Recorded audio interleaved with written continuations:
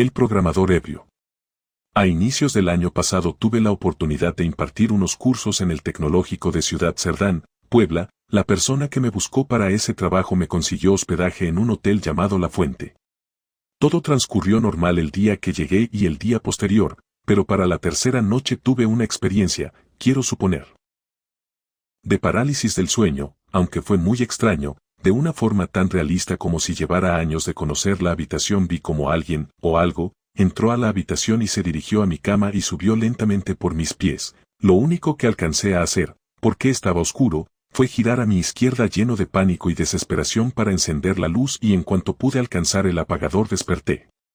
Para haber sido un sueño, porque parálisis como tal no fue súper realista. Al día siguiente se lo conté a los profesores a los que impartí el curso, con quienes para ese punto había hecho buena amistad y lo que me dirían me dejó con una extraña sensación de incredulidad y temor. Resulta que según ellos, y de acuerdo a palabras de trabajadores del hotel que más tarde me lo confirmarían, ese hotel anteriormente era una vieja hacienda y se cuenta que un general, o algo así, había encontrado a su mujer con uno de los trabajadores, por lo que en venganza colgó sus cabezas en los barrotes de alguna ventana. No corroboré la historia pero varias personas coinciden con la versión. Luego de eso me enteraría que en ese hotel las cosas se mueven de lugar, las sillas o mecedoras se mueven y se escuchan cosas en la noche. No es la Llorona. Afortunadamente 2 días después del susto había terminado la semana de cursos y podía regresar a salvo a mi bello estado dejando atrás esa extraña experiencia. He de mencionar que luego del suceso dormí las 2 noches restantes con las luces encendidas toda la noche y ya no hubo más experiencias extrañas.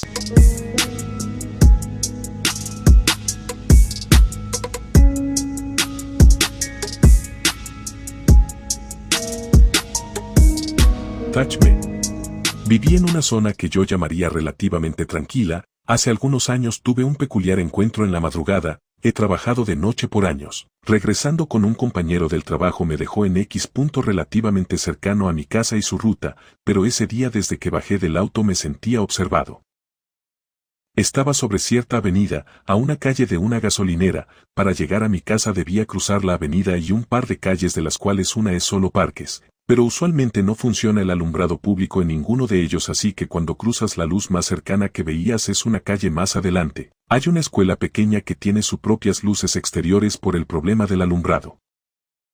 Y a la misma distancia la luz más intensa del otro lado es una casa donde un señor abre su ventana a las 5:36:00 am para vender jugos, sándwiches y tortas.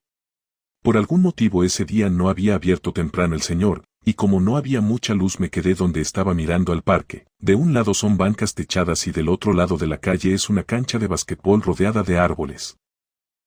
Pero sentía que algo me miraba desde la cancha y pasé un buen rato mirando la cancha. Creía ver sombras moviéndose, como gente usando capuchas o sudaderas.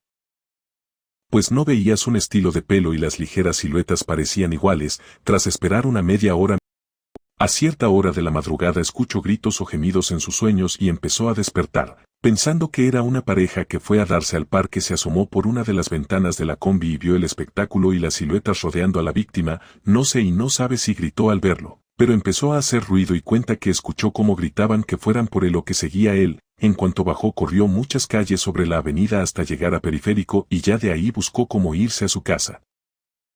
No es precisamente una historia de fantasmas, pero sí da algo de inquietud ver algo tan gráfico pasar tan cerca de donde vives en una zona donde normalmente no pasa mucho y que es considerablemente pequeña.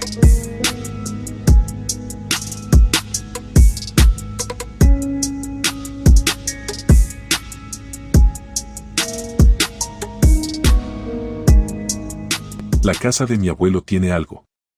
Varias veces hemos escuchado pasos en el techo, alguien limpiándose los pies en la alfombra, puertas azotándose en la noche. Recuerdo una noche en la que estuvimos todos mis primos en el antiguo cuarto de mis tías y mi mamá. Nos despertamos alrededor de las 2 o 3 de la mañana. Nos despertó el sonido de alguien arrastrando los pies en la alfombra del cuarto. Me acuerdo levantarme y ver a uno de mis primos viendo el centro del cuarto y los otros 3 se estaban levantando cuando el sonido de arrastre pasó a ser pasos pesados. La puerta del cuarto estaba cerrada, pero los pasos siguieron el camino hasta la entrada de la casa y luego oímos cómo se abría y la azotaban. En el caso de mis primas y mis tías, ellas han tenido experiencias más desagradables. Mi mamá estaba trabajando en el despacho de mi abuelo y escuchó pasos detrás de ella, donde había una ventana que daba al patio. Dice que empezó a sentir frío y el monito de la computadora empezó a tener efectos como cuando le pones un imán.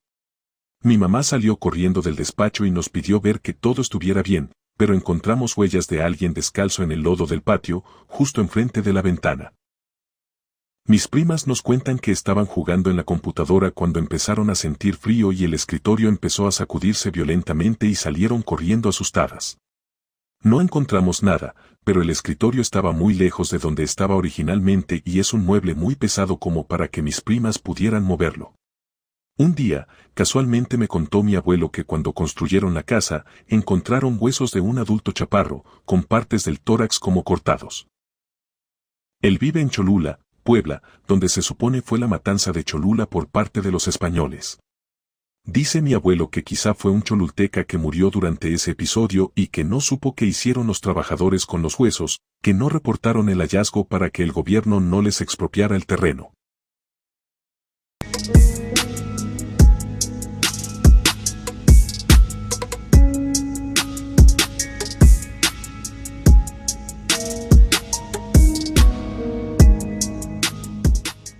El año pasado visité la Ciudad de México con mi esposo. Nos quedamos en un Airbnb en Coyoacán. Las fotos se veían bien y el depa se veía colonial y bonito, pero al llegar enseguida sentí una vibra fea y pesada. El depa solo tenía un cuarto, pero se notaba que era donde había vivido alguien. Había figurillas de angelitos como de abuelita, discos de los años 60 y cuadros que se nota fueron pintados por la misma persona. La cama también se veía como si fuera de una viejita. Por alguna razón yo sentía que eran los muebles y la casa de alguien que había muerto ahí y esos eran sus muebles. Total, ya a la hora de dormir, a mi esposo le tocó dormir del lado de la puerta del cuarto. Una puerta pesada de madera la cual me aseguré al 100% de cerrar antes de dormir porque no quería ver hacia la sala oscura.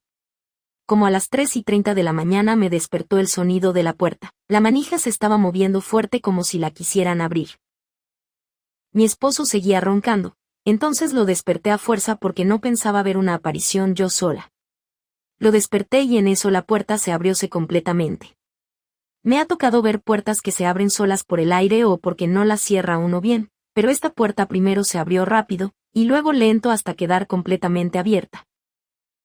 No solo eso, pero la vibra en ese momento se sentía tan pesada, sentía como si estuviera invadiendo la casa de alguien y la viejita, yo digo que era una viejita, estaba bien enojada. Mi esposo vio cómo se abrió la puerta, me volteó a ver y se volvió a dormir. Yo mientras me moría de miedo. Al otro día mi esposo horrible me cambió de lado de la cama para que yo durmiera a un lado de la puerta maldita. Porque aunque no lo acepta, bien que le dio miedo. También en esa casa, mi esposo estaba usando una rasuradora eléctrica y se la desconectaron, de golpe. El enchufe salió volando de la fuerza. Cada noche que pasamos ahí pasaban cosas raras y siempre acababa rezando Padres Nuestros hasta quedarme dormida, y eso que no soy religiosa. En conclusión, no se queden a dormir en Airbnb viejitos.